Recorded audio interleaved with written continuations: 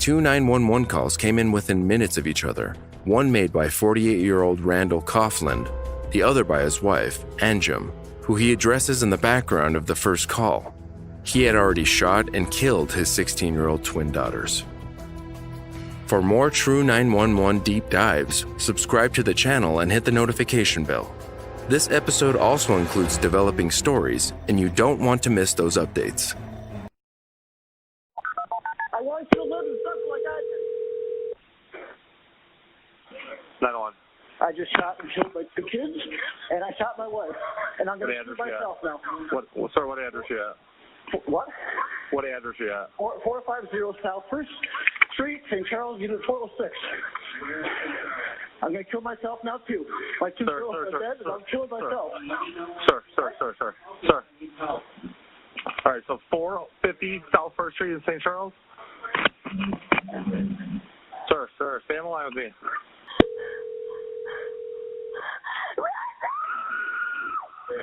I don't know. Hey, come here now! Where do you need help at? St. Charles. Where in St. Charles? Oh my God, my husband shot my kids. Okay, I need to know where you are. I can help you, but I need help. Where are you? No, 406. God, somebody please help me. Oh, Okay, ma'am, what address are you at? open the door. Call 911 now. Ma'am, what address are you at? Oh my God.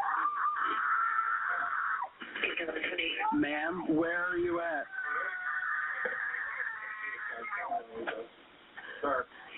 Ma'am, I can help you, but I need to know where you are.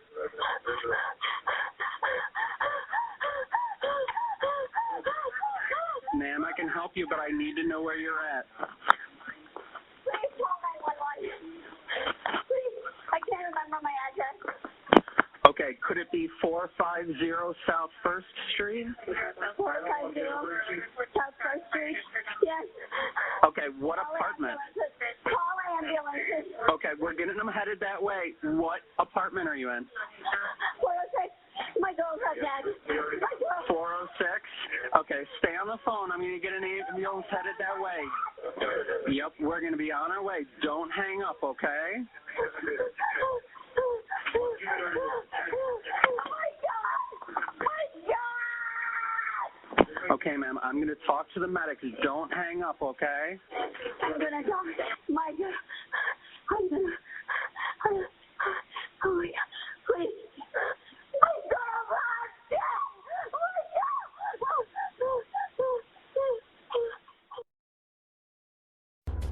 The couple had been at odds for months prior to the shooting. The twins' mother, Anjum Coughlin, said she was nervous to tell her husband that she was pregnant even though they had waited 10 years before trying for kids. But Anjum said she was unhappy when she broke the news to him. When she was 12, Anjum and her family immigrated to the US from Pakistan. She was not allowed to date, but when she was 17, she met Randy, who was 2 years older, at a discount store where they both worked. She married him a year later. At 18, her family disowned her for marrying outside of their religion. At the same time, only a week into their marriage, Randy demanded she became a Christian. The widow says he was controlling from the start, and she often found herself walking on eggshells to prevent him from getting angry with her. After 28 years of marriage, she started standing up for herself, which angered her husband more. In fact, just a month before the murder-suicide, police were called to their home after a domestic dispute. Soon after, as a couple, they decided to go their separate ways, and the mother of two moved out while the twins stayed with their father. The 48-year-old would not allow his wife to see the children unsupervised after the split. She wasn't even allowed to text her daughters.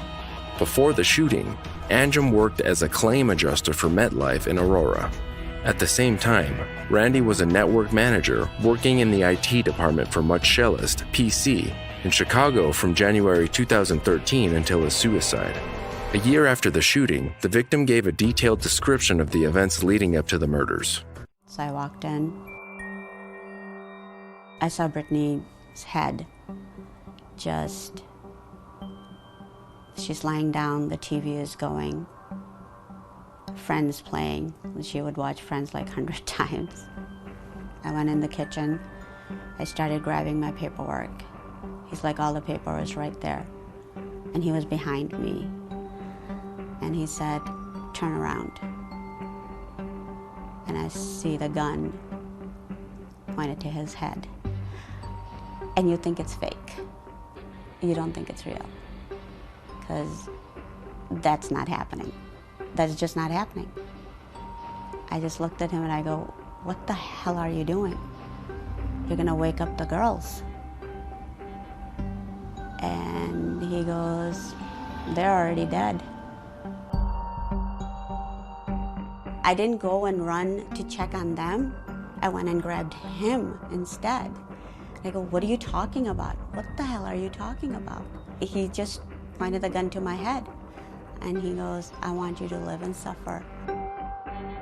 That split second, the gun went from my head to my leg. And there was not even like a second for him to say that he was gonna shoot me. It just happened within, like that. He just shot me. That's when I realized my girls are gone. Anjem told investigators that her husband had been to her apartment the day before to ask her if they could make things work. Still, she had repeated that she wanted a divorce, something she had told him multiple times in the past, spanning as far back as 10 years before the shooting. When police arrived at the St. Charles, Illinois apartment, they found Randall face down in his bathtub, which was filled with water. His phone was on the edge of the tub, and a magazine was left on the bathroom counter. The twins, Tiffany and Brittany, were each found with a gunshot wound to the head. One was on the couch in the living room, and the other was in bed with a video playing on her laptop. Meanwhile, their mother, the sole survivor of the incident, was treated for a gunshot wound to the leg at Dalnor Community Hospital. The Illinois community was shaken by the murders, creating a memorial outside of the apartment. Following the murder, about 50 students gathered for a memorial at the St. Charles East High School, where Brittany and Tiffany were juniors. The school held a monument of silence on what would have been her 17th birthday just days after. Their grief-stricken mother says she will never forgive her husband for what he did to her girls, but she still lays flowers at his grave for being a good father. In September 2018, Anjem Coughlin celebrated a small victory after the terrifying ordeal. A settlement was reached relating to Randall Coughlin's insurance policy. Days before his death, the husband changed beneficiaries on the policy form from 16-year-olds Brittany and Tiffany Coughlin to his brother, Russell Coughlin, and a close friend, Terry Spurgeon. The settlement gives $250,000 to Russell Coughlin, $150,000 to Anjem Coughlin, and $100,000 to Spurgeon. Devastated by the senseless killings, Anjem landed up quitting her job to take time off and later completed a scholarship training program in Michigan from Moms Demand Action for Gun Sense in America. She believes that if someone had notified authorities that Randy Coughlin was taking medication for anxiety and depression, her husband would not have been able to buy one gun, let alone two. With this in mind, it would mean her daughters would still be alive. She is now an activist teaching women the signs of being in a controlling relationship.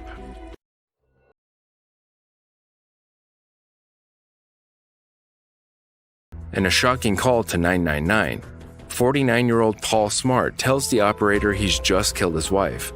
During the chaotic call, the dispatcher realizes Smart has been drinking. He can also be heard saying, "Sorry, love, you pushed me too much," to his partner, who was bleeding next to him. The caller even relieves himself in the bathroom while on the phone. Okay, hello, police, emergency. Hello, please, emergency, please. Yeah, you're through the place. What's the emergency? I've just stabbed my wife. Okay, and where's your wife at the moment? She's on the floor. Oh, Is she still breathing? she's moving at the moment. All right, and you say she's dead now? Breathing. She's still breathing? Yeah, she's still breathing. I've stabbed her, yeah. Okay, why have you stabbed her? Now we've had an argument. All right, okay. Just stay on the phone with me. All right, I'll get the police and the ambulance still there.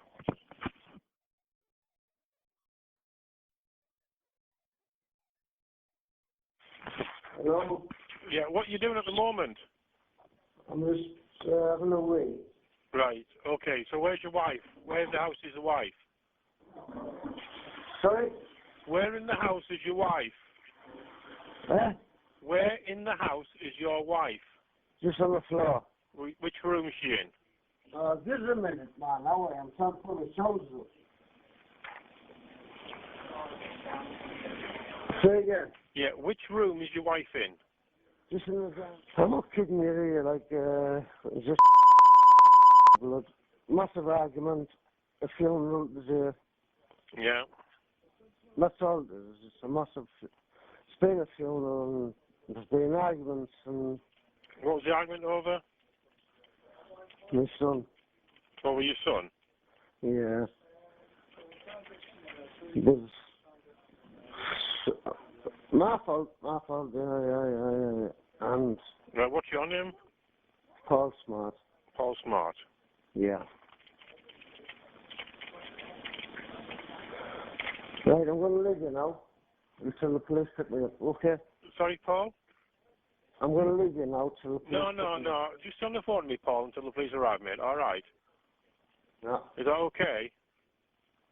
No, I'm going to... I've got to phone my mother. No, stay on the phone to me. You can phone your mother later, okay? No, I won't. Why? Oh, you like? Sorry? No. I've just killed my wife. Oh, I've been with 29 years. It's a long time, isn't it? Yeah. And it's disgraceful. Have you been drinking at all, then? Yeah, it's been a funeral. Right. What, family member's funeral? Yeah. Is it a family member's funeral you've been to? But...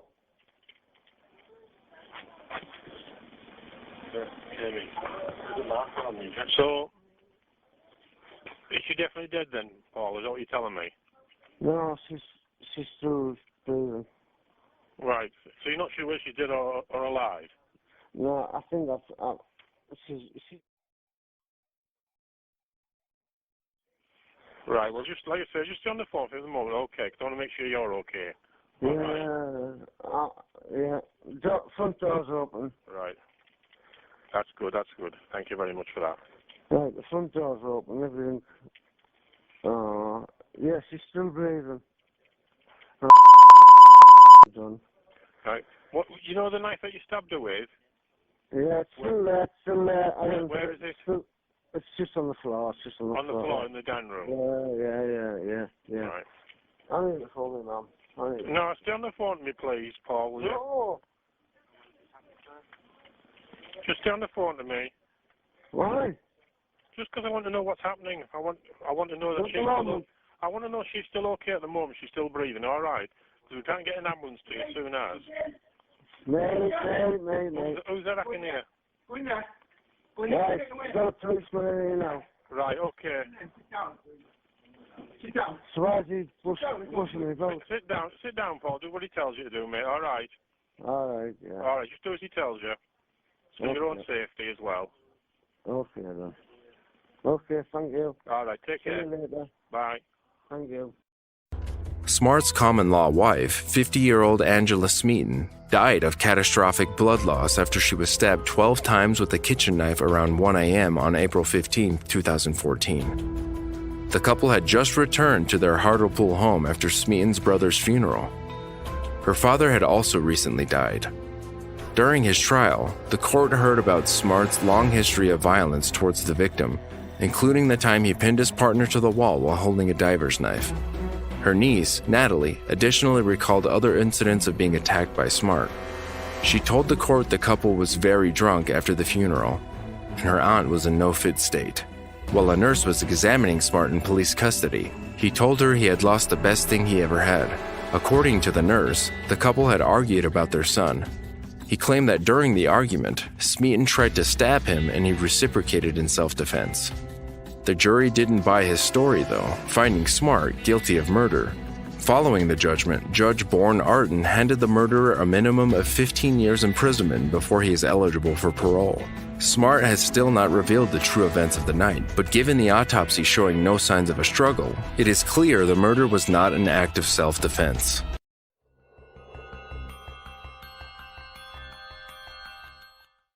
In a call to 911 in May 2018, an Oakwood grandfather bluntly told the operator he had shot his grandson in the chest.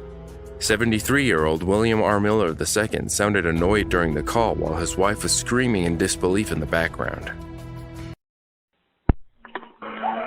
911. I just shot a little son of a bitch in my house.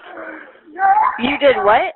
I just shot somebody. You shot someone? Yes, I did. Where are you at?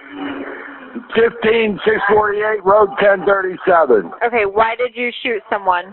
I told him to get the hell out of my house and he didn't leave. Who is it to you? What? Who is he to you? He's my wife's grandson. Your wife's grandson? I need a damn ambulance! Okay, is he alive? Is he breathing? Yeah. You get her. I need Okay, an ambulance. where did you shoot him at? Huh? I don't know. I shot him in the chest, I think. You shot him in the chest? Yes. Okay. Did you shoot him with a shotgun or a pistol? A pistol. Okay. What's your name? William Miller. William Miller? Yeah. Okay, was he being aggressive or anything to you, William? Yeah. Okay, what was he doing to you? I told him to get the hell out of my house. I didn't want him here. He wasn't welcome here. To get out. Okay. And he refused to leave, so I shot his sorry little ass. What is his name? Evan Holcomb. Evan Hold'em? Holcomb. Holcomb? Will you please send an ambulance? Yep, Did I tell you all this? William, we're sending one. My other dispatcher is encoding them right now, okay? All right. I have deputies en route too. I just need you to stay on the line for me until they get there, okay? What? I just need you to stay on the phone with me. Do you guys... Is he bleeding? Okay, William, I understand. I'm concerned about him right now. Is he bleeding? Oh, hold on a second. You Here, talk to my wife. It's safe. Oh, okay. Oh my God. Okay, Hello. ma'am, hi. Yes. Is he breathing? Is he still alive? He's just making moaning sound. Okay, do you see where the gunshot is on his chest? I can't move when he's on his, like his hands and knees curled up. Okay, he's curled up. Please, send somebody. Okay, yep, we are. We have ambulance en route and we have deputies en route. I just need some more information from you guys, okay? I'm really sorry that this happened. We just need some information, okay? Oh my God. What kind of gun? Is it a revolver? I don't know. I'm handicapped. I was in the bathroom. Okay. What's your name, ma'am? Deborah Miller. Deborah Miller? Okay. Yes. Oh my God. Okay. I know, Deborah. I'm really sorry. Did you... Oh. What? Can you let William know that when the deputies get there, he needs to follow the deputies' instructions very carefully, okay? Because this is a really serious matter. They are going to come with... Evan. He's made a moan. Okay. You can't get him to see where the wound is to maybe stop the bleeding. And I can't see. It's too big. Okay. Ma'am, I'm handicapped. I understand. I understand. I gotta find a chair. I understand. Hold on a minute. Okay, you're fine. Crystal! You gotta come here. Oh my God. Oh my God. You still there, Deborah? Wait. Hold on, I'm gonna give my granddaughter to you. Okay, how many people... Calm down, you gotta talk to her. Deborah? Hi, honey. Where's William? Where's William at? I don't know where he went. Did he go outside? I think so. Okay, is there a vehicle on the property that he can leave with? I think so, yeah. Okay, do you know what that vehicle is? It's a white Buick. White Buick? Okay. It has a lift on the back for like a wheelchair. Lift on the back. Okay. Did he say anything about leaving or anything? No, he just, I don't know if he even left. I don't. Okay. Okay. That's okay. I know. What's your name, sweetie? Crystal. Crystal. He didn't leave. Okay.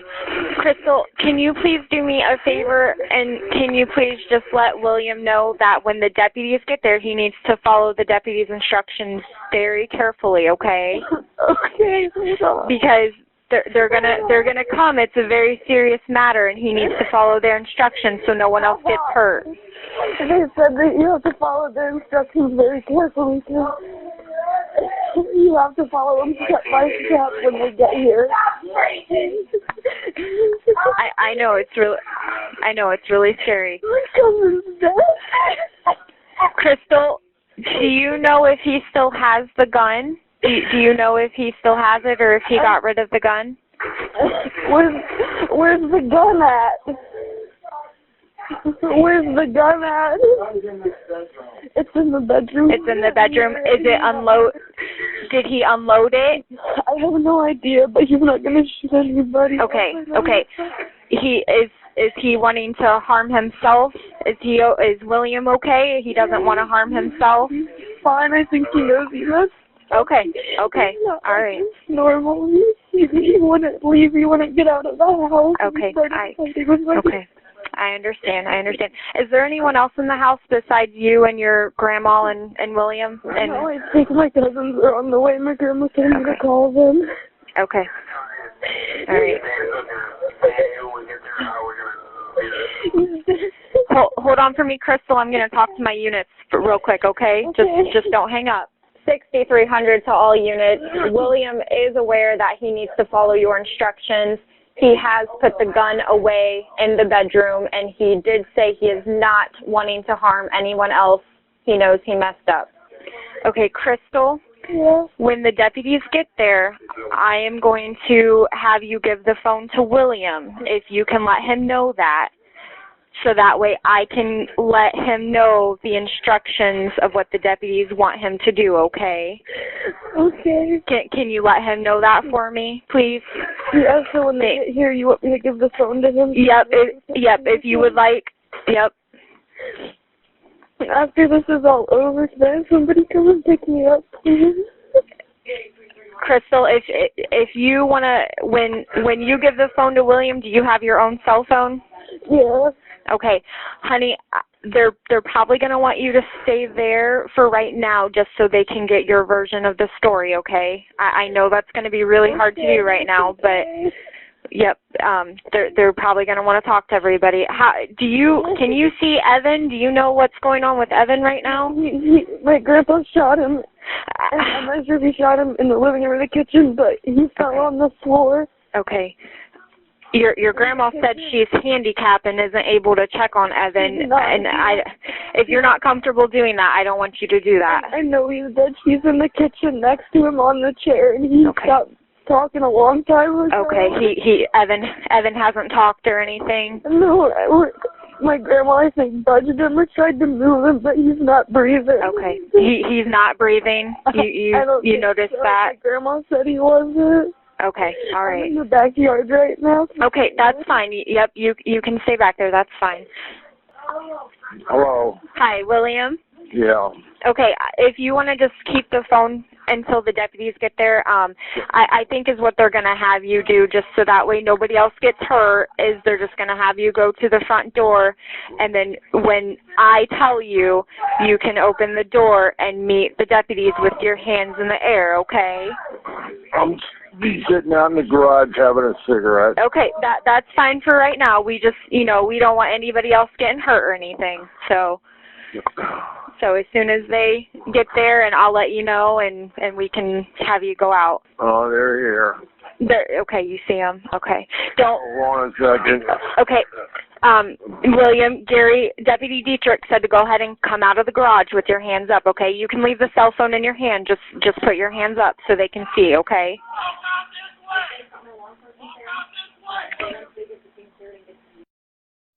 The the Paulding County Sheriff's Office arrested William Miller II after shooting 19-year-old Evan Holcomb in the chest.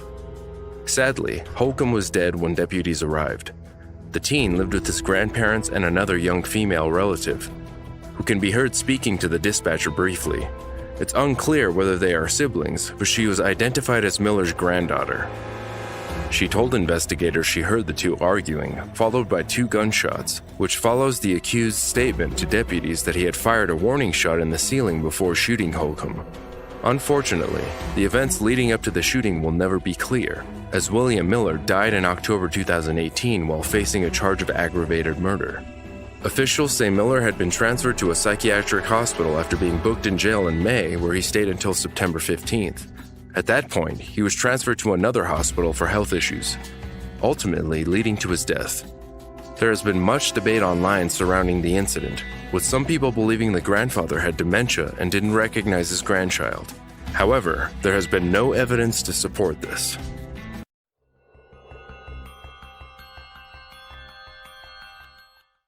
Ryan and Julie Eberly were on their way to a beach vacation on Interstate 95 in North Carolina on March 25, 2021, to celebrate their wedding anniversary when a road rage attack turned violent.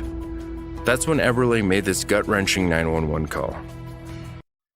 I don't know, I'm along 95 South. I can't see an exit on my marker. Some guy just shot into my car, my wife's hit. Okay, sir, I can't. You said somebody shot into your car? Shot into my car, yes. My wife is shot. She's bleeding badly. I need help now. Listen to me. I need you to take a breath, okay? I'm showing you at mile marker 22 in the southbound lane. Are you southbound lane? Southbound lane. Please hurry. Okay, what is your name, sir? Ryan Eberly. Okay, what is your phone number in case we get disconnected, Ryan? 717-951-1860. Okay, where is your wife shot at? She's shot in the hip. I'm trying to stop the bleeding. Okay, do you have a clean, dry cloth? I don't want to put, hang on. Can you still hear me? Yes, I can still hear you. How old is your wife? Yes, I have a clean. Okay, yes, I can hear you. How old is your wife? She's not responsive. Should I lay her down or? How old is she? What? How old is your wife? She's 47. Okay, is she breathing? Yes, she's breathing, but very labored. Okay, is she conscious? Here. Is she no, conscious? She's not conscious. She's okay. Breathing. Please hurry. Okay, listen to me. We need to get her flat on her back, okay? Is there any way that you can get her out of the car? Yes, I can. Can you do that for me? Stay with me, Julie. Have you got that applying pressure? Okay. I'm applying pressure to her wound, yes. Okay. Oh my God. Listen to me, you're doing a really good job. I need you to try to stay under control, okay? You're doing a really good job, and we've got help coming to you. Is she talking to you? Yeah. Sir? Okay, listen to me. Listen to me. Is her chest rising and falling? Julie, please. Please, sir. Is her chest rising and falling? Yes, she's taking very, very shallow labored breaths. Keep breathing, Jolie. Keep breathing. Jolie, keep breathing. Honey, breathe. Breathe, Jolie. Is she conscious? No, she's not conscious. Okay. Keep breathing. Keep breathing, Jolie. Very, very slow and labored. Oh, my God.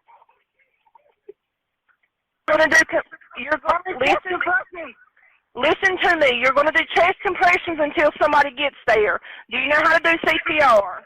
Yes, just above her sternum. How many? How many in a row? As many as you can in a row. Keep going. Just count them out loud for me. Hurry up. Okay, they're coming just as fast as they can. Keep counting out loud the CPR number. Can you count out loud for me so I can keep up with you? 26, 27, 28, 29, 30, 31, 32, 33, 34, 35, 36, 37, 38, 39, 40, 41, 42, 43, 44. Julie, come on! Okay, sir, you're doing a good job. Keep going, sir. You guys got to hurry. Sir, they're coming just as fast as they can. I need you to continue CPR, sir. Ryan Eberly says he failed to see a car while merging lanes and accidentally cut off the other driver, pushing him to the shoulder of the road but not making contact with the vehicle. He didn't confront the driver, later identified as 29-year-old Dejuan Floyd, at all. Julie's husband says he then switched lanes to get around a slower driver and saw Floyd's Malibu driving on the shoulder of the road. The driver of the Malibu then rolled down his window and gestured at the Eberlys, and Ryan responded apologetically, then returned to the left lane. Shortly after, he noticed the vehicle tailing him before pulling up to the passenger side, again rolling his window down and firing gunshots into Eberly's car. 47-year-old Julie called out her husband's name and he asked if she was shot, to which she had answered she had been. One of the bullets had hit her in the head. Floyd sped away, taking exit 22 before crossing the bridge into Lumberton. Police arrived 10 minutes after the 911 call and took Julie to UNC Health Southeastern in Lumberton, where the mother of 6 later died. After the shooting, investigators started looking through surveillance video and talking to witnesses to find the suspect, even offering a $20,000 reward, half of which was donated by an anonymous donor. Finally, on Thursday, April 1st at 5:30 a.m., the same day as the mother and wife would be laid to rest, the family received a call to say the shooter had been arrested. Officials say it was largely the route that Floyd took that led to his arrest because exit 22 has multiple cameras. They say the community also played an instrumental role in identifying the suspect. The alleged shooter, Dejuan Floyd, has a lengthy criminal record, including one for assault with a deadly weapon with the intent to kill, inflicting serious injury. He was convicted in 2015 and released from prison in 2018. He's charged with first-degree murder, discharging a weapon into occupied property, and was denied bond for the March shooting. A Facebook post on April 11th claimed that the accused was George Floyd's brother, but this has since been proven false. A second public service was held to celebrate the life of Julie Eberly, where friends and family shared memories of the 47-year-old, including her childhood friend, Missy Buckwalter Benner. From the time I met Julie, she shaped how I saw life. Every day was a day to be celebrated, and every minute was a minute to be enjoyed. Julie's family started a GoFundMe page where she was described as a beautiful, loving, generous, and giving person. The page has collected over $70,000 so far. Initially, the family was going to donate the money to organizations, but in a recent update, they decided to give it to her children. Meanwhile, Floyd appeared in court again on April 15th, where Robeson County District Attorney Matthew Scott said the 29-year-old had initially waived his right to a public defender and indicated he'd hire a lawyer. However, Floyd said his sister was in the hospital and she was helping him hire an attorney, but told the judge he was okay with her appointing him an attorney. Meanwhile, Assistant District Attorney Tommy Tate indicated that he'd seek to have Floyd's bond revoked on prior charges. His next court appearance will be May 14th, 2021. This is a developing story, so be sure to subscribe for updates.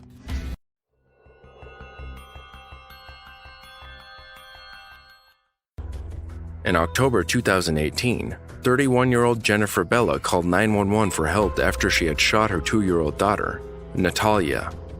The mother was frantic, at times barely able to speak to the operator. The call came from Newton County, where the mother, child, and her grandmother lived. Newton County 911, stressing emergency. Yes, I just shot my daughter. I'm so sorry, but we need an ambulance. You said you just, ma'am, you said you just shot your daughter? Yes, ma'am. What's the address? 65 Brown Thatcher Run, Oxford, Georgia. Okay. Ma'am, is she awake? Ma'am? Yeah. Okay, where did you shoot her? In the back. Okay, what was going on? What happened? I don't know. I think there's something wrong with me, and I said I just lost it. I don't know. I'm so sorry. I'm so sorry. Okay, is she laying flat on her back? She's on her side. She's on her side? Yes, ma'am. Okay, we do have help on the way out there. How old is she? 2. How old? 2. She's 2? Where's the gun? Right beside me. Okay, we do have help on the way out there. Are you guys the only one there? Yes, ma'am. Okay, can you tell me what's going on, what your daughter's doing right now? She's gasping. She's gasping. Okay. Are you able to unlock the door for the paramedics? Yes, ma'am. Okay. Can you lay your daughter flat on her back? Okay. Okay. I'm so sorry. I'm so sorry, baby. Is she conscious, ma'am? Her eyes are open. Her eyes are open? Yeah. Can you tell if she's still breathing? It's like she's gasping. It's like a gasp for air. Okay.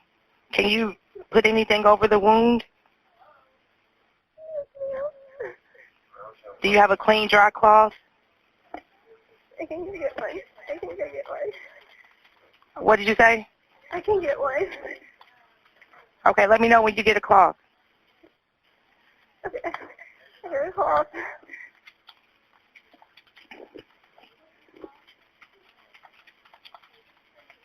Okay. Okay, apply it to her back, okay? Okay. So we can control the bleeding. How is the bleeding coming out? Through her mouth. What'd you say? Her mouth. It's coming out of her mouth? Is it coming out of her back? Yes. Okay, just apply the pressure to the wound, okay? And hold it down. Can you tell if she's still breathing?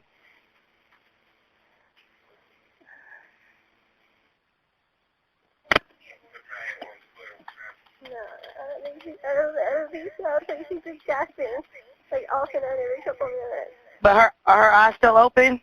Yes. Okay. Is the bleeding serious right now coming from her back? Yeah. Okay. Can you try to call her name and see if she'll respond to you? Natalia. Natalia. She's unresponsive. Okay, how long ago did this happen? 5 minutes, 10 minutes. 5 minutes ago? Okay. Okay. Can you tell if she's breathing? Can you put your ear next to her mouth and see if she's breathing right now?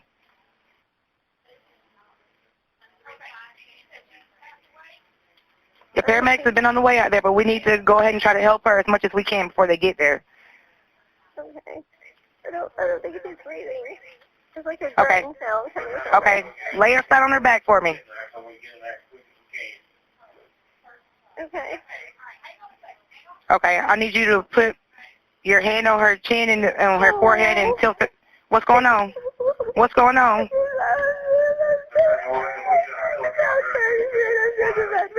so sorry. I deserve to go to hell for this. I deserve it. Ma'am. Ma'am. I'm sorry, my poor baby. Ma'am. Oh my God. Oh my God. Ma'am, we need to do CPR on her, okay? Ma'am. Yes. Ma'am, we need to do CPR on her, okay? Ma'am. Okay, she lands flat on her back? Yes. Okay. Put your hand on her chin and the other hand on her forehead and tilt her neck back. Tilt her head back.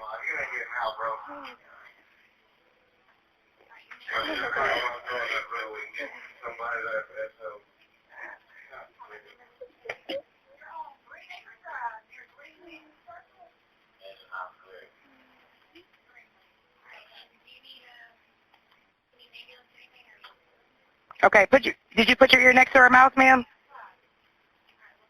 She's not breathing. Okay, we need to use 2 fingers, your index finger and your middle finger, and we need to do CPR on her, okay? Are you laying her flat on her back on the floor? Oh my God. We need to push down 2 inches with only the heel. You can use 2 fingers or the heel of your hand, okay? Okay, use the heel of your hand and pump the chest hard and fast 30 times, at least twice per second, okay? We need to start. Tell me when you... Okay. Count out loud. I'll count with you. 1, 2, 3, 4, 5, 6, 7, 8. Come on, we have to count and do it, okay? Okay, 1, 2, 3, 4, 5, 6, 7, 8, 9, 10, 11. Count with me now. Count with me. Okay. 13, 14, 15, 16, 17, 18, 19, 20. Do you understand me so far? Okay, I need you to use the heel of your hand and go to the middle of her chest. And we need to pump the chest hard and fast 30 times, at least twice per second, okay? Let the chest come all the way up between pumps and tell me when you're done.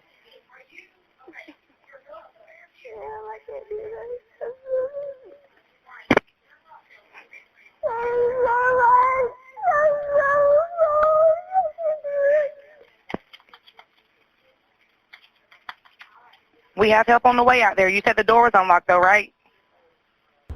The call came in around 6 p.m., and when officials arrived soon after, the child was declared dead. Her mother was arrested and charged with murder, aggravated assault, and possessing a firearm. The 2-year-old's grandmother wasn't at home at the time of the murder. Although the events of the day still haven't come to light, reports say the 31-year-old had changed her anxiety medication. She had no prior charges, and neighbors said that they were a happy family, often hearing the little girl playing outside and laughing. Bella had also seemingly sent strange text messages on the day of the murder, but there is no record of them. In 2020, Bella pleaded guilty but mentally ill to 1 count of felony murder. She will spend 15 years in prison without the possibility of parole and the rest of her life on probation. Acting District Attorney Randy McGinley said if the case had gone to trial, psychologists would have testified that the mom had a serious mental illness, and a jury may have found her not guilty by reason of insanity. Had this happened, Bella would have been subjected to regular mental health evaluations and potentially released from custody within a few weeks. With this in mind, it's unclear why the woman chose the plea deal, but some speculate it was her guilt around the event that led to her decision.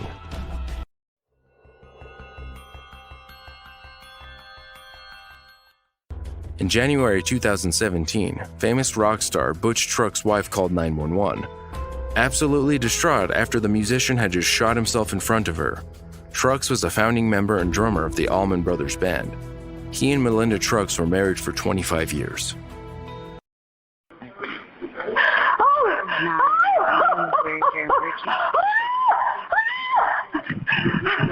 Hello? 911. Shot himself.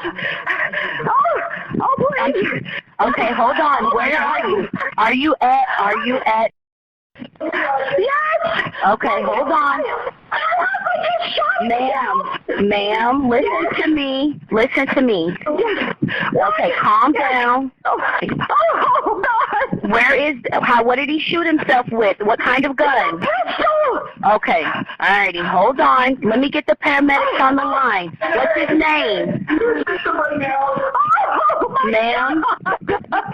Ma'am? Is it? What? Ma'am, listen to me. What's your name? Listen to me. I need you to listen to me. Okay, what's your husband's name? His name is... Okay. He just shot himself in the head. Okay. Is he breathing? I can't believe it. Ma'am? Miss, listen. I'm asking you, is he breathing still though? No. Shot himself in the head. Okay. Stop. This is 911. I know. Yes, ma'am. Is somebody on the way already? Yes. No, I don't know if he's dead or alive. I can't look at him. Oh, please. Okay. What do I do? Call the hospital? No, ma'am. We have the paramedics. We're sending them right now. They're on their way right now. Please.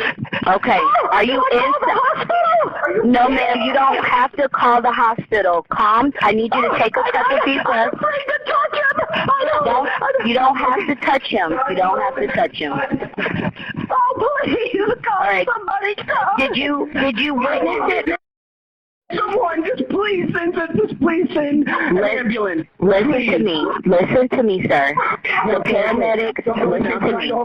Hold on. Okay, I'm trying to... sir. Okay, I have the paramedics and the police are on their way. They're driving there and they are on their way, okay? Okay, thank you. Stay outside, okay? Yeah, we are. Okay. We are. Okay. Bye-bye. Bye. Around 6 p.m., the drummer's wife saw him pull the trigger of a gun he was holding to his head. He was still breathing when police arrived at their waterfront condo in West Palm Beach, Florida, but unfortunately died seconds later. Truck's wife and son were waiting outside for the responders. The Allman Brothers Band had already lost multiple members by the time Trucks died, and court records show he was seemingly struggling with financial problems. In 2011, the musician had to sell his Palm Beach home for $2 million, a price significantly under its value, to cover an $800,000 mortgage. After that, the IRS filed 2 liens against the property to force Trucks to pay additional taxes for 2013 and 2014 for a total of more than $540,000. In the years leading up to his suicide, Trucks had been very open with the demons he faced, including his struggle with drugs and alcohol, which developed in his early years in the band. The drummer told Palm Beach Post that by 1974, the first thing he did in the morning was to have a beer or wine. Additionally, he got into cocaine as a way to prolong the night. He was able to kick hard drugs and alcohol after the band first broke up in 1974, saying he tried to quit both by moving his family to Tallahassee and going back to school to finish college. Sadly, once his kids moved out of the house and Butch and Melinda moved to Palm Beach, his alcohol demons came back to bite him. He had still been drinking wine, but said he could no longer stick to his 3 glasses rule. In 2001, he quit alcohol altogether. Officials have not made public whether Trucks had been drinking the day he shot himself. 4 days after the rock star died, his nephew and Allman's bandmate, Derek Trucks, spoke to the Rolling Stone in a 45-minute interview. He says, "I read an article yesterday that was apparently the last interview he gave. I read it thinking maybe there was some insight into why it happened. What happened? He was talking about the band he was playing with. There was a lot of looking forward. It didn't seem like a note. His lasting legacy is how uncompromising he was. That sense that we can make the best music that's ever been played by anyone tonight. It's what we're missing in the world today. People who just show up and deliver every time." That's what he got from his dad, who's 98 and still kicking, a total badass. You have to walk all the way across France on foot, so start walking, and that's the way he played. There was no give in or give up ever. Rolling Stone considered Butch Trucks as one of the top 10 drummers in rock history.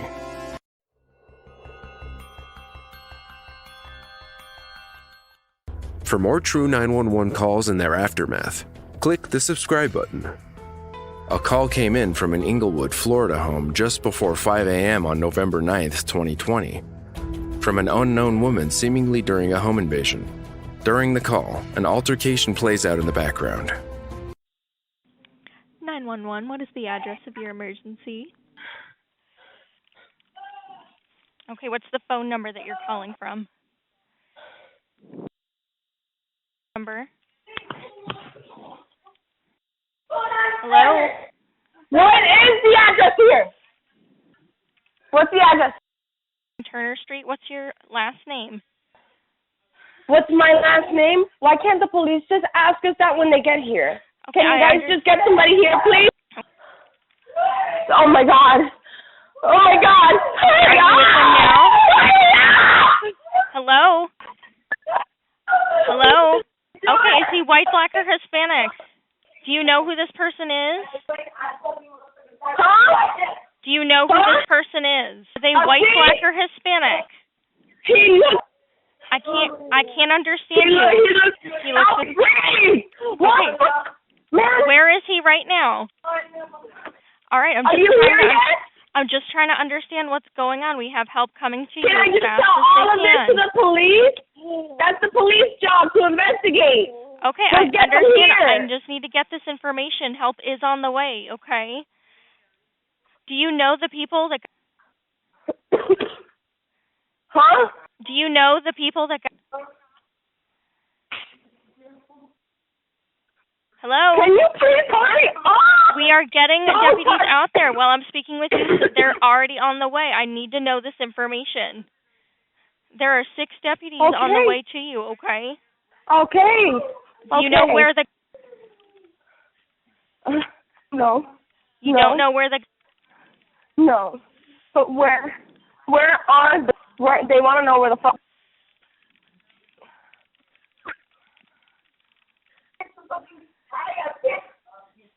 Ma'am? You fucking... You know what? You're a piece of shit. Hello? Trying to tie up a woman, too? You piece of shit to get what? To get what? Get a job, bum. Hello? God. What a piece of shit. Oh. Where's the police? Here, man. Okay, Where are they? They're just around the corner. Man. Do you know where...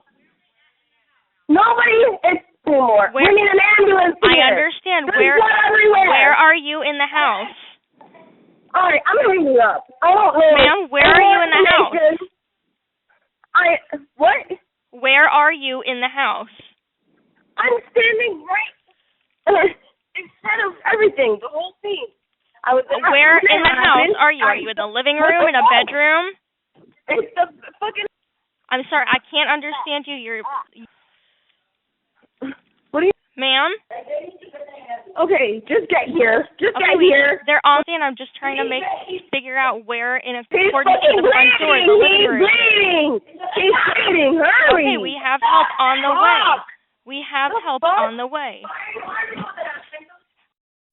When the Charlotte County Sheriff's Office deputies arrived at the Turner Street residence, they started investigating a murder, seemingly one of the accused in the home invasion. It later became a double homicide. Suspects 32-year-old Bradley Schuer and 27-year-old Jonathan Robinson entered the victim's home allegedly to steal equipment used in manufacturing marijuana wax, also known as a dab or butane hash oil. It is a highly concentrated form of THC.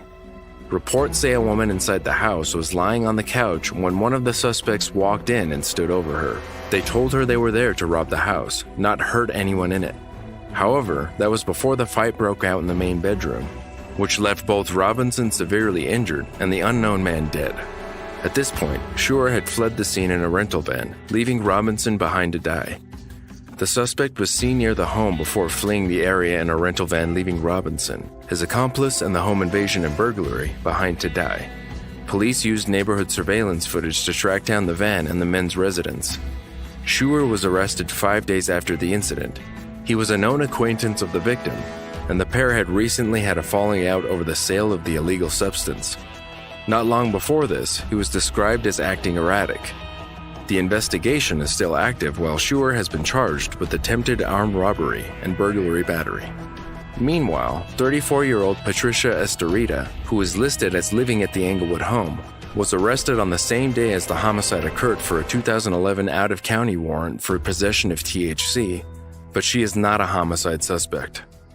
These are both ongoing cases, so be sure to subscribe for updates.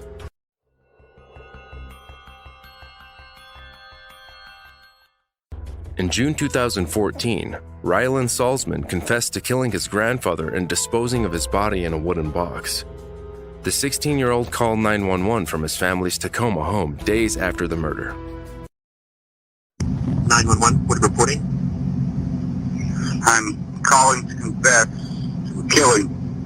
All right. When and where did this happen? It was last Friday, around 9 p.m. Who did you kill? My father. Is he still there? Yes. Where in the house is he? He's outside in a container of sorts. Your last name? Salzman. S-A-L-Z-M-A-N. Your first name? Rylan. R-Y-L-A-N. Is anyone else there with you? Not at the moment. My mother and sister have left to the neighbors for the time being. I told them what happened, so they left for a spell until I Until the police take care of things, so. All right. How did you kill him? Well, we've both been drinking some, and there was a confrontation. I said something to him, told him to stop. He shoved me. Didn't hit me, but he shoved me, and I had a cane in my hand. At the time, I promised it wasn't premeditated or anything, but I had been drinking, and I just started swinging. You know, we had a conflicted childhood, you know, conflicted past. Most of sort of the tipping point. What kind of container is he in? It's it's a wooden box. And it's in the backyard?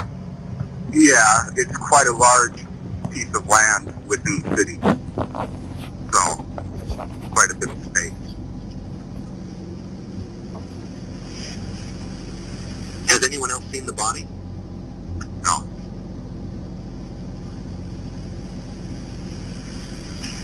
What's your middle name or initial, Rylan? Kendrick. You want me to spell it? No, I have it. And your date of birth? On January 2nd, 98. And you said your mother and sister are aware, but they've gone to a different address? Yes, I told them half an hour ago. I let them know I was, calling in, and that it'd be better if they were out of the way when they come and take care of things. So I really hope they can. So your mom and sister both live there with you? They do. Was anyone else there with you when this happened? My sister was at home at the time. She was in her room quite a ways away and unaware of what was going on. Did your mom or sister wonder about your father's absence before today? Oh, yes. They've been, truth is, I had every intention of confessing sooner or later, but I wanted just a couple more days with them before that happened. But, yeah, in the meantime, they have been, looking around, and it arrived at the point where they were preparing to hire a search and rescue operator. So at that point, that would be quite pricey. So it was the time. Okay. But yes, I think there's probably a case number due. She did file a missing persons report. According to his confession, the teen and his father, Richard Salzman, were drinking at their home on Friday, June 6th, while his mother, Louise, was at a party for her niece's graduation. She landed up drinking too much, so she called home and told Richard she would be spending the night at her brother's home. But Richard started arguing with her. When he hung up, Rylan told his father he didn't like how he had spoken to his mother, and at this point, Richard shoved his son to the floor. The teenager retaliated by grabbing a walking stick and hitting his father repeatedly, a beating so brutal that dental records had to be used to identify the body. Once his father was dead, Rylan hid the body, the murder weapon, in a bicycle and a wooden box in their yard and went to fetch his mother from the party. He told her that Richard had taken off on his bicycle. However, a few days later, Louise decided to get a search and rescue firm involved, which is when the 16-year-old confessed to the murder. His mother made him place the 911 call to report what he had done. Once he had been arrested, the teen's mother wrote a letter to the court, pleading they be lenient with him. In the letter, she speaks of a turbulent home life filled with drunken rages and abuse. His 13-year-old sister echoed the same sentiments, addressing years of abuse. Rylan was charged with second-degree murder. During the trial, two separate psychologists argued that the alcohol would have played a role in his decision-making. This, compounded by developmentally not being able to make rational choices at that age, likely led the teen to believing it was the only way to protect his mother. He was later sentenced to 7 years, 5 months in confinement. Rylan would be housed at a juvenile facility until he turned 21 so that he could receive mental health treatment. Judge Brian Tollefson said deciding on the punishment was one of the most troublesome decisions he's had to make. He cited the murderer's troubled childhood, but ultimately, since the teen chose to hide the body for a number of days, he would need to face the consequences. Staff members at the juvenile facility believe Rylan would later become a great member of society because he was adapting well to rehabilitation.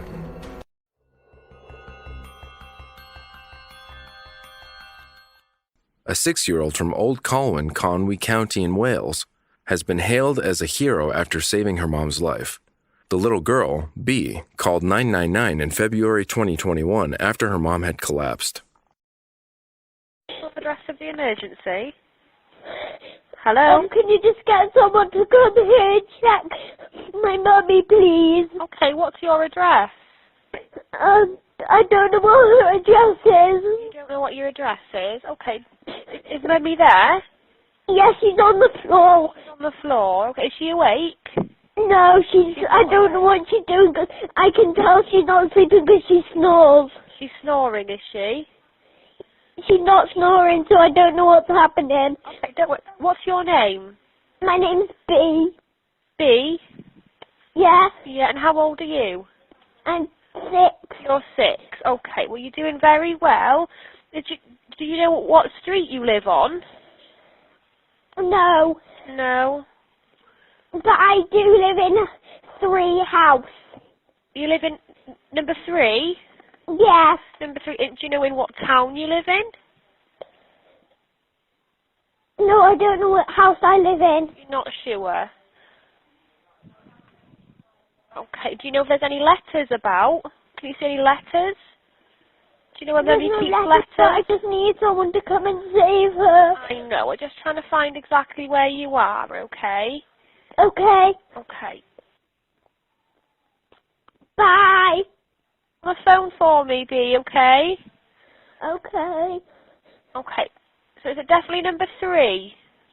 Yeah, just knock on the door. Yes. Okay, and is it... The doorbell's inside, I don't want strangers coming in. No, that's okay, don't worry. So is it... Does that sound right? Can you just go into... Because I think I live there. And I don't know if my door's locked or not. You don't know if the door's locked. Okay, well, don't worry, because someone's going to be there to help you as soon as they can, okay? Okay. Okay, stay on the phone with me.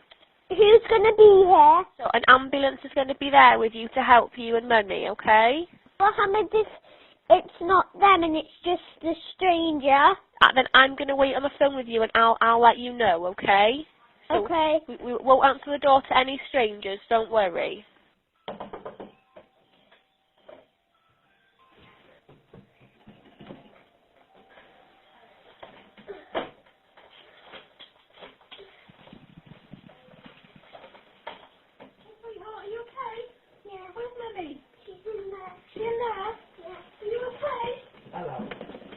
Hello?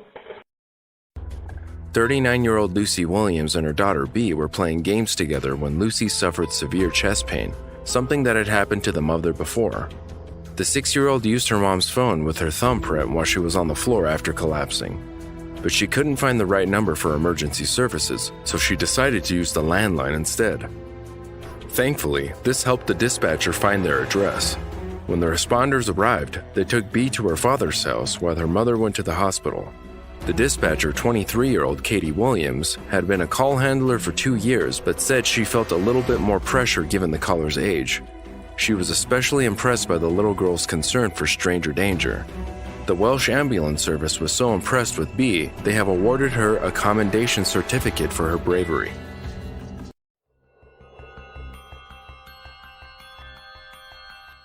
In a heartbreaking 911 call made by a 5-year-old boy in January 2016, he calmly tells the operator both his parents had been shot and were dead. The call came from the family's Chattanooga home in Tennessee around 10:30 p.m. on January 31st. Hamilton County 911, Jared.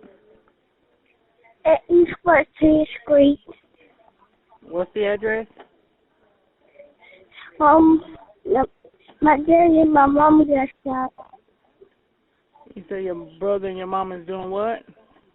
My mama and my daddy got shot. They're fighting? No. The dude shot him.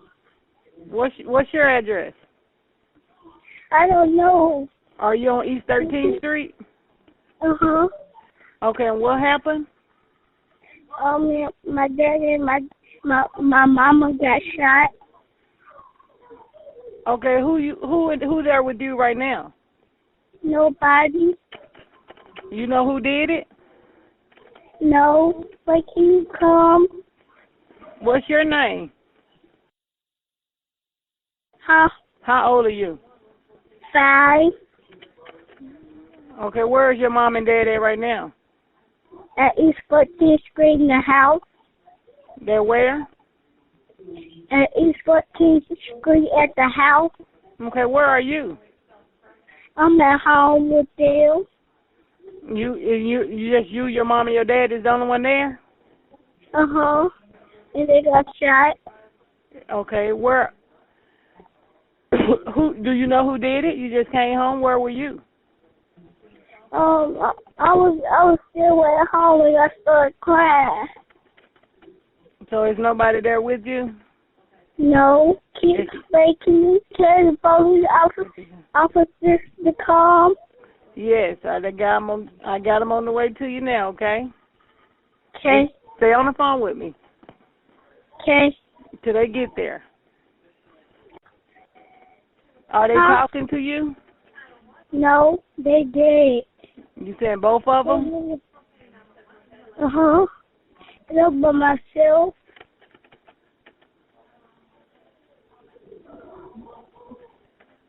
Okay, just stay on the phone with me. Let me know if somebody knock on your door, okay? What is that, the TV? Yes, I'm watching TV.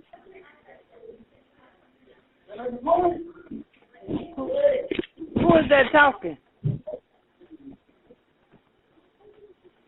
Hello? When officers arrived at the family's home in the 2100 block of East 13th Street, they found 25-year-old Lakita Hicks and 24-year-old George Dillard dead. Their son was unharmed. Records indicate that the young father had belonged to the 52 Bloodstone Villains street gang, but police said it was unclear at that stage of the investigation whether the double homicide stemmed from a rival gang dispute. The only witness to the shooting was their 5-year-old child. The double homicide came after several recent shootings with suspected gang ties. Less than a week earlier, 20-year-old Thomas Simmons was fatally shot while walking down the street. 2 other people also were victims of a drive-by shooting over the same weekend. Both survived. In 2012, Dillard was shot along with another person but survived. The 24-year-old man leaves behind 3 young children, including the 5-year-old boy, who now lives with family members. In an interview on the 5th anniversary of the double murder, Hicks' uncle, Eric Terry, said they still don't have any answers. No suspects have been arrested to date.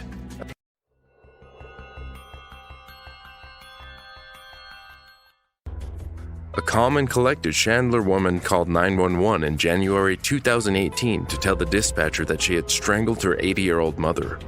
59-year-old Elizabeth Ramirez said she had snapped after an argument. 911, where is your emergency? I need someone to come to. My mother's dead, and I strangled her. Yes. Okay. Hold on one second. Let me get. How do you know she is deceased? Well, I'm hoping she is. Okay. Hold on one second. Why did you do that? Because she kept telling me that I'm mentally insane. Okay.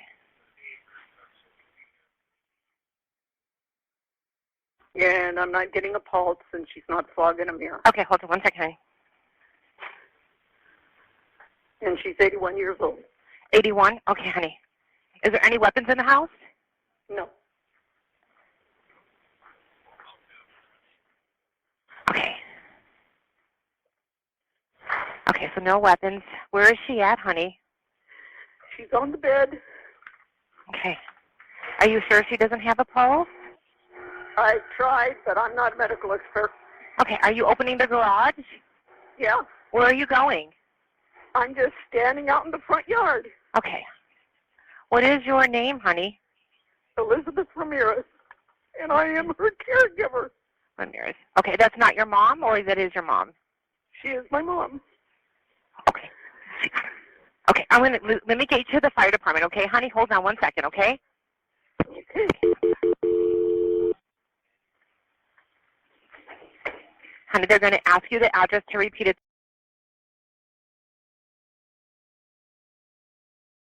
You have to Fire cut off department the fire. locates the emergency. Say it again. Oh, fire department.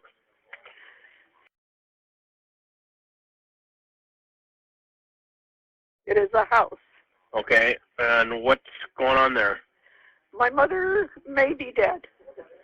Okay, somebody else has already called us about this. What happened? It was me that called. Okay, well, what happened there? I killed her. Okay, what do you mean? What, is she Strangled her. breathing? Is she breathing? I don't think so. Okay, well, you need to start CPR on her if she's not. I ain't starting CPR on her Why not? because she has tormented her entire family. Okay, ma'am, is there anybody there that can do this? No. Are you by yourself with her? Yes. Okay, Petey, you're responding? We are, yes, we are, fire. Okay, ma'am, I would highly recommend you start CPR on her if you could, please. I can't. Okay, and how old is your mom? 81. Okay, and she hasn't been sick with anything? No illnesses? She's a hypochondriac. All right, Petey, let us know. We're going to stage on this call, okay? Perfect, thank you. Thank you. Bye-bye. Oh, Elizabeth? Yes. Okay, I'm going to stay on the phone with you, okay, honey? Okay, are you sure you don't want to do anything for your mom? I do not want to do anything for my mom. Okay, and you're out in the front yard? Well, now I'm back in the house, but the garage door is open. Okay. Where are you at in the house? I'm in the kitchen. Okay, honey. What is your mom's name? Bertha Hermosillo Gutierrez. How do you spell that second name? Gutierrez. Okay. When did you do this, honey? It's within the last half hour. The last half hour? Okay. Yes. Is she blue? Yeah, she's discolored. Okay. But you can't really tell because she always keeps the windows all shut. Okay. But she has not moved. Okay. And you said she is 81, right? Yes. Okay. Well, she'll be 81 January 25th. Okay. Okay, honey. I'm the sole caregiver, and there is no one to help me. Okay. You don't have any sisters or brothers? They have abandoned her. Okay. Do they still speak with you? Yes. Okay. Well, my brother in Colorado does, but she has a son that just is only in contact with her when he needs money. Okay. And so she puts me between them. Okay. And what was your mom doing earlier today? I needed to borrow the keys to the car, and she refused me. Okay. And then that's when it happened? And I questioned her, why did she have me walk all the way to the house? Mm-hmm. Why couldn't she just call me and tell me she wasn't going to let me use the keys to the car? And she says, well, take the bus. Mm-hmm. And then she proceeded to tell me how ill I am, how mentally ill I am. And I snapped. Okay. Because she's been telling me that since I was old enough to speak. Okay. I have plenty of help coming for you, okay? And it's just the two of you, right? Everybody, yes. Your family members are out of state, correct? Well, the brother, I have his line blocked, and my other brother is in Colorado, and I really don't want to dump this on the rest of the family. It's really my problem. Elizabeth, can you do me a favor? Yes. Okay, I don't want anything in your hands, but you can keep the phone, but I want you to step out do you want to go back out through the garage? Yeah, someone's knocking at the door. Oh, they're knocking on your front door? Okay. Someone in here? What happened? I'm going to let... She's on the bed. You're going to go ahead and hang up? In the bedroom. Just keep going straight to the right. Okay, are you going to hang up? Is the officer with you, Elizabeth? They're asking the officer that's with me. Okay, you listen to the officer's commands, okay? I'm going to let you go, okay? When responding officers arrived at the house near Rural Road and Chandler Boulevard, the daughter led them to Bertha Gutierrez's body, which was in a bed. Paramedics declared the elderly lady dead on arrival. Ramirez told the police it wasn't premeditated, but she couldn't take her mother calling her mentally ill anymore. The woman claimed she had walked about a mile to her mother's house to borrow her car. They allegedly got into a mutual altercation when Gutierrez wouldn't let her take the vehicle. Ramirez's neighbor said she was not that kind of person. She was kind and thoughtful. The neighbor would never have expected the 59-year-old to kill her own mother. Court documents say Ramirez was arrested for a DUI the day before the incident, and she may have been in an altered state when she strangled her mother. Elizabeth Ramirez was jailed on suspicion of second-degree murder, with her bond set at $1 million. Further details of her trial have not been published. That's it for today. Don't forget to like this video if you found it interesting, and subscribe to join us in the next episode of True 911.